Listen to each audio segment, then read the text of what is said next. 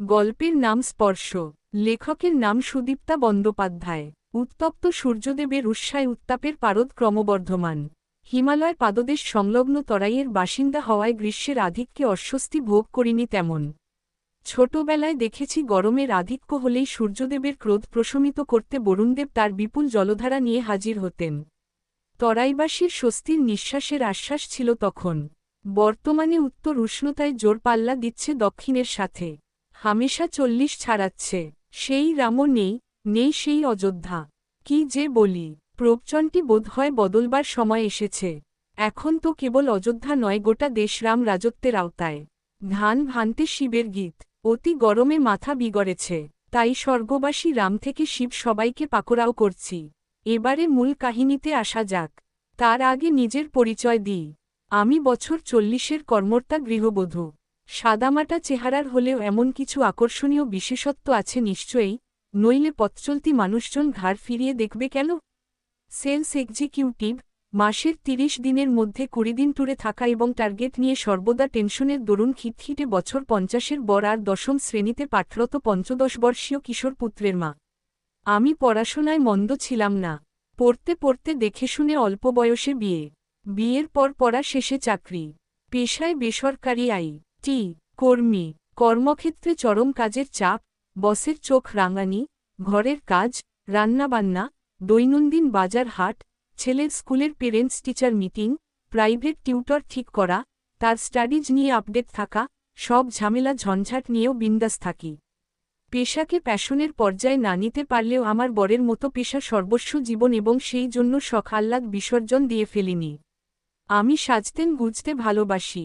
বেশি দক্ষ হলে ঠোঁটে লিপস্টিকের ওপর আরও 1-2 পোঁচ বুলিয়ে নিই। কাজলের পুরুত্ব বাড়াই। মনের গুমোট ভাব কেটে যায়। আর আনন্দ হলে, তাহলে তো কথাই নেই।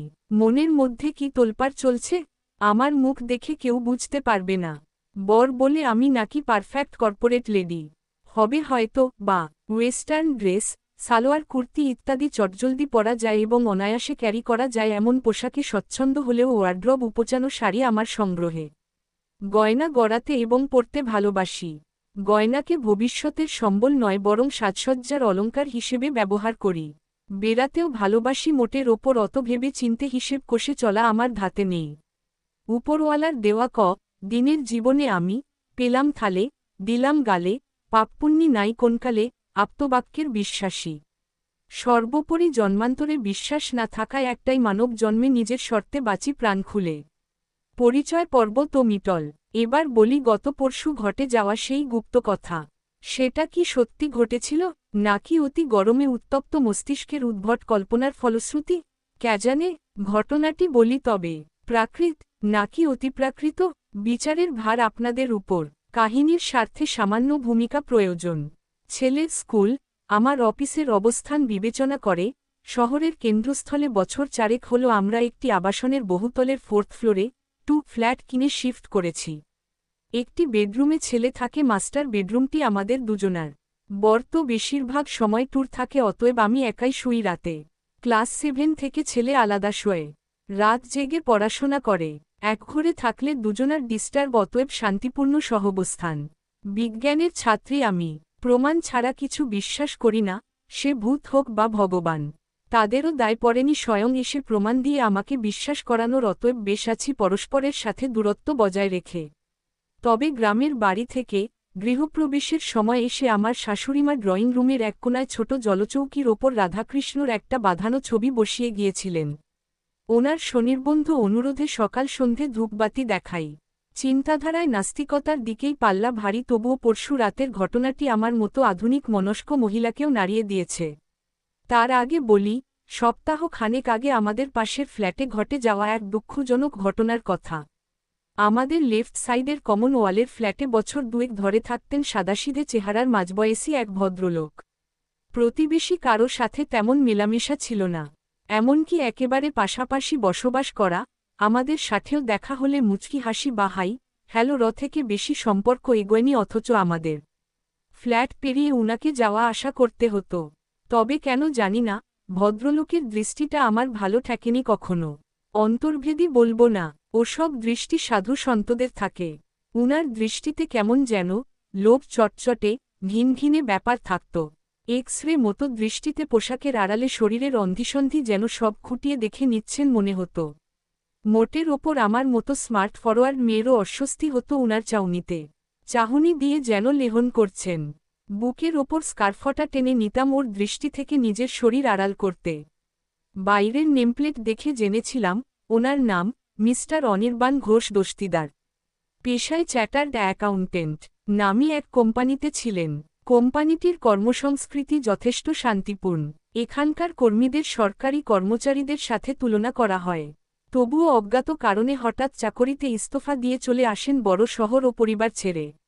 এখানে এসে নিজস্ব কনসালটেন্সি ফার্ম তৈরি করেছেন। বাকিটা কমন কাজের মাসি রেবাদির কাছে শুনে আমার নিজস্ব বিশ্লেষণ, অর্থোডক্স ভদ্রলোক আধুনিক মানসিকতার মেয়েদের একেবারেই পছন্দ করেন না। সে পোশাকে হোক বা মানসিকতায়। তাদের জব্দ বা অপদস্থ করতে পারলে বিকৃত আনন্দ উপভোগ করেন। পোষা নয় জংলি বিল্লি বসে আনাতেই চরম তৃপ্ত হন তিনি। সম্ভবত এই কারণে সংসার টেকেনি। তবে তার কাছে খুব কম সংখ্যক লোকজন আসতেন। আগাগোড়া নিজেকে রহস্যের ঘেরাটোপে বন্দি করে রেখেছিলেন। উনি যে বিবাহিত এবং একটি বছরের কন্যা সন্তানের জনক আমরা কমপ্লেক্সের সহ অধিবাসীরা জেনেছি গত পরশু অনির্বাণ বাবু রহস্য মৃত্যুর পর পুলিশি তদন্তের জেরে। গত পরশু সকালে রেবাদি কাজ করতে এসে দরজা নক করতে যেতেই ভেজানো দরজা খুলে যায় এবং বেডরুমে ফ্যানের সাথে ঝুলন্ত অবস্থায় অনির্বাণ বাবুর মৃতদেহ আবিষ্কার হয়। নেক্সট ডোর নেইবার হওয়ায় পুলিশি জেরার মুখে পড়তে হয়েছিল আমাকেও। এই বিপদের সময় যথারীতি বর বাড়িতে নেই। ছেলে নিয়ে আমি একা। যা জানি বলেছি। পাশের ঘরে থেকেও দুর্ঘটনার রাতে অপ্রীতিকর আওয়াজ পাইনি বলেছি পুলিশের তদন্তকারী দলকে। যা বলিনি তা আমার কাছেও রহস্যময়ী। এই কথা কাউকেই বলার নয়। প্রচণ্ড গরমে সেদিন জানালা খোলা রেখেছিলাম। অল্পতেই ঠান্ডা লাগার ধাত, সে কারণেই নেই আমার ফ্যান ভরসা। সে রাতে আনুমানিক 2-2:30 হবে। এক অদ্ভুত অস্বস্তিতে ঘুম ভেঙে গিয়েছিল আমার। অনুভব করছিলাম কেউ ঝাপটে ধরেছে আসঙ্গলিপ্সায়। হিমেল অথচ দৃঢ় স্পর্শ। প্রাণপণ চেষ্টাতেও আমি কিছুতেই নিজেকে সেই অদৃশ্য বাহুপাশ থেকে মুক্ত করতে পারছিলাম না। ক্রমশ চেপে বসছে শরীরের ওপর। দমবন্ধ হয়ে আসছে আমার। আমি সাহায্যের জন্য পাশের ঘরে থাকা ছেলেকে ডাকব সেই শক্তিটুকুও নেই। গলা দিয়ে আওয়াজ বেরোচ্ছে না। কোনোদিন ঠাকুর দেবতায় সেভাবে আস্থা না রাখা আমি শেষ পর্যন্ত মনে মনে হরে কৃষ্ণ হরে রাম জপ করছি। কিছুক্ষণ পর সেই অদৃশ্য শক্তি আমায় ছেড়ে দিল। শরীরটা যেন হালকা হয়ে গেল। অদৃশ্য বাহুপাশ থেকে মুক্ত হওয়া মাত্র ছুটে ছেলের ঘরে চলে গিয়েছিলাম। বাকি রাতটা ওখানেই কাটিয়ে দিলাম। ছেলেকে কিছু বলিনি, বিশ্বাস করবে না। কেউ বিশ্বাস করবে না। আমার সাথে এমন ঘটনা না ঘটলে আমি নিজেই কি বিশ্বাস করতাম? কাউকে বিশ্বাস করানোর দায় নেই আমার। ঘটনাটিকে প্রাকৃতিক উষ্ণতার দরুন বায়বীয় ভ্রান্তি বলে উড়িয়ে দিতে পারলাম না, কারণ শরীরের অসম্ভব ব্যথা এবং কয়েকটি স্থানে অতিরিক্ত চাপের দরুন রক্ত জমাটের চিহ্ন দেখে। সবচেয়ে আশ্চর্যজনক ব্যাপারটি হল ময়নাতদন্তের রিপোর্টে দেখা গিয়েছিল অনির্বাণ বাবু মৃত্যুর সময় রাত 2 থেকে 2:30টার মধ্যে। এই অদ্ভুত ঘটনার ব্যাখ্যা পাইনি, আবার অবিশ্বাস্য বলে উড়িয়ে দিতেও পারিনি। রিপোস্ট।